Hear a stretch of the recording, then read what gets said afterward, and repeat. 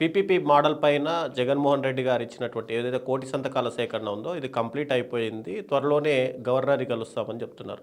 గవర్నర్‌ని కలిసి ఒకవేళ ఈ సంతకాల పేపర్‌లు ఇచ్చినా, లేదంటే దీని గురించి చర్చించినా తర్వాత పరిణామాలు ఎలా ఉండబోతున్నాయి? ఖచ్చితంగా జగన్మోహన్ రెడ్డి గారు మెడికల్ కాలేజీ ప్రైవేటీకరణగా చేరుతున్న ఉద్యమం ఒక ప్రజా ఉద్యమంగా మారింది. ప్రభుత్వం దీన్ని సీరియస్‌గా ఆలోచిస్తా ఉంది. ప్రభుత్వ విధానపరంగా ప్రైవేటీకరణ చేయాలని అనుకున్నా, ఈ విషయంలో కోటి సంతకాల సేకరణ గాని, జగన్మోహన్ రెడ్డి గారు మెడికల్ కాలేజీ చేసిన పోరాటం ప్రభుత్వాన్ని కదిలిస్తా ఉంది. కదిలిస్తా వెంటనే ఉపసంహరించుకోవట్లేదు కదా అని మీరు అనొచ్చు. అట్లా ప్రభుత్వాలు ఉండవు. చాలా జాగ్రత్తలు ఇప్పుడు 2 కాలేజీలు నెక్స్ట్ ఇయర్ చేస్తాం ఎందుకు అంటున్నారు? అసలు ప్రభుత్వం ప్రైవేటీకరణ అని మొదట ప్రారంభించి ఇప్పుడేమంటున్నారు?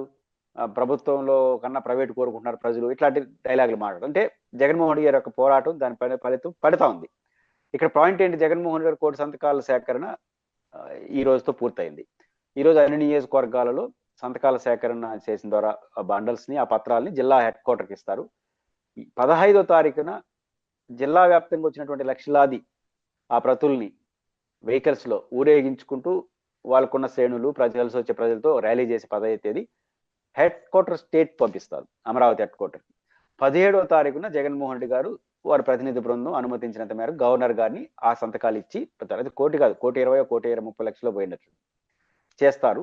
ఆ తర్వాత జగన్మోహన్ రెడ్డి ఆరామం చేసిన పాయింట్ లీగల్ ఫైట్ ఇస్తాము, ప్రజా పోరాటాలు చేసినాము, ప్రభుత్వం మీద ఎంత ఉత్తేజాలు ఇచ్చారు, ర్యాలీలు చేశారు, ధర్నాలు చేశారు, నిరసన చేశారు, మెడికల్ కాలేజీలకి వెళ్ళారు, జగన్ గారు నర్సీపట్నం చేలో వెళ్ళాడు, మల్టిపుల్ గా వెళ్ళారు. కోటి సంతకాలు అనేది చిన్న విషయం కాదు. ఆంధ్రప్రదేశ్లో లాస్ట్ ఇయర్ మొత్తం ఓట్లు ఎన్ని పోలైనాయి? జగన్మోహన్ రెడ్డి గారికి 1,32,00,000, కూటమికి 1,82,00,000 ఎంతో పోలైనాయి. ఆ లెక్క తీసుకుంటే 3 లక్షల చిల్లర ఓట్లు పోలైనాయి. ఇంకా ప్రతిపక్షాన్ని కలిసి ఇంకో 5-10 లక్షలు ఉంటాయి. అంటే దాంట్లో 1/3 ప్రజలు ఈ రోజు జగన్మోహన్ రెడ్డి గారు కోటి సంతకాల సంతకం పెట్టారు.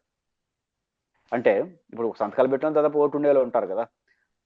అంటే 1/3 ప్రజల దగ్గరికి వెళ్ళి ప్రభుత్వం ప్రైవేటీకరణ చేస్తా ఉంది, ఇది మీకు నష్టము అని వాళ్ళకి వివరించి, ఆ పత్రం కూడా చాలా డీటెయిల్గా ఉంది, నేను చూశాను. చేసి మీరు వచ్చి నాకు సంతకం పెట్టారంటే కన్విన్స్ అయ్యే పెడతారు కదా. 1 కోటి పైచిలుకు మంది ఈ ప్రభుత్వం చేస్తున్న ప్రైవేటీకరణకు వ్యతిరేకంగా సంతకం పెట్టారంటే తన ప్రొటెస్ట్ నేరుగా తెలియజేసేట లెక్క. ఇది ఖచ్చితంగా ప్రభుత్వం భయపడుతుంది. ఎందుకు బయటికి చెప్పదు, ఎందుకంటే 1 కోటి చిల్లర మంది మనకు వ్యతిరేకంగా సంతకం పెట్టారంటే దాంట్లో 10% 20% మారి ఓట్లేశారనుకోండి, అయిపోయింది, ప్రభుత్వం పడిపోతుంది. ఇక్కడ ప్రభుత్వం భయపడేది ప్రజల్లో వచ్చే మార్పుకే. అందువల్ల జగన్మోహన్ రెడ్డి గారు రావడం గవర్నర్ని చాలా కోర్టుని పోలాయన. ఈ కోర్టులు గవర్నర్ ద్వారా పరిష్కారానికి పరిమితులు ఉంటాయి. గవర్నర్ మహా అంటే రేపు తీసుకుంటాడు, ప్రభుత్వానికి ఆ రిపోర్ట్ పంపిస్తాడు, పరిశీలించండి అని. అది ఆయన డ్యూటీ, అంతమించేయడు. కానీ దానికి మొదటే పోయిన అనుకో అయిపోయింది అడిగి. అలా కాకుండా ప్రభుత్వం దేనికి తలొగ్గుతుందంటే ప్రజలకే తలొగ్గుతుంది. ప్రజల్లోకి వెళ్ళి లక్షలాది మంది ప్రజల దగ్గరికి 1 కోటి మంది సంతకాలు సేకరిస్తే ఆటోమేటిక్గా ప్రభుత్వం కదలిక వస్తుంది, ప్రభుత్వం మీద ప్రెజర్ పడుతుంది. గవర్నర్కి ఇవ్వడం ద్వారా అది ఎస్టాబ్లిష్ అవుతుంది. లీగల్ ఫైట్ ఎంత చేస్తే అంత చేస్తారు అని చెప్పడం కాబట్టి ప్రభుత్వం ఎక్కడ భయపడతా ఉందంటే జగన్ గారు చేసిన హెచ్చరిక ఒకటి ఉంది. అదేంటంటే ఈ 2 ఏళ్ళు మీరు చేసుకున్నా మళ్ళీ నేను అధికారంకి వస్తే దాన్ని ప్రభుత్వ రంగంలో పెడతాను, ప్రైవేట్ గారిని చేసిన పీపీ మోడల్ రద్దు చేస్తానని చెప్పాడు. ఇది అందరికీ భయం ఉంటుంది కదా. ఇప్పుడు అసంపూర్తిగా ఒక కాలేజ్ ఉంటుందండి, దానికి ఒక 5 కోట్లు 50 కోట్లు 60 కోట్లు ఖర్చు పెట్టారనుకోండి. మీరు వచ్చి కాంట్రాక్ట్ పీపీఏ తీసుకుంటారు, 50 కోట్లు ఖర్చు పెడతారు, అప్పో సొప్పో చేసి ఖర్చు పెడతారు, మీకున్నది. రేపు జగన్ గారు వచ్చినట్టు మళ్ళీ ప్రభుత్వం తీసుకునేసి 50 కోట్లు ఇస్తాను తీసుకొని పోండి అనుకోండి, మీకు ఏం లాభం ఉంది దాంట్లో? కాబట్టి ఈ టెండర్లు వేసే వాళ్ళు కూడా కన్ఫ్యూజ్ లో పడిపోతారు.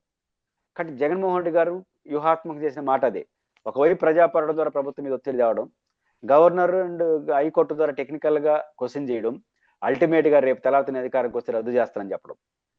ఈ స్టాండ్ వల్ల ప్రజల్లో విశ్వాసం పెరిగింది, ప్రభుత్వం మీద కొంచెం ఒత్తిడి పెరుగుతా ఉంది. కాబట్టి జగన్మోహన్ రెడ్డి గారు మెడికల్ కాలేజ్ ప్రైవేటీకరణ ఉద్యమం పాక్షికంగా సక్సెస్ అయినట్టే. సక్సెస్ అంటే వెంటనే ప్రభుత్వం వెనక్కి తీసుకోవడానికి కొంతమంది కాదు, ప్రభుత్వం ఆలోచించడం సక్సెస్ అయినట్టే. 1 కోటి మంది ప్రజలు స్వచ్ఛందంగా సంతకం పెట్టడం సక్సెస్ అయినట్టే. కాబట్టి ఖచ్చితంగా ఇన్ని సక్సెస్లు ఉన్నాయి. ఖచ్చితంగా ప్రభుత్వం పునరాలోచించకపోతే సక్సెస్ఫుల్ గా మూల్యం కూడా చెల్లించుకుంటుంది.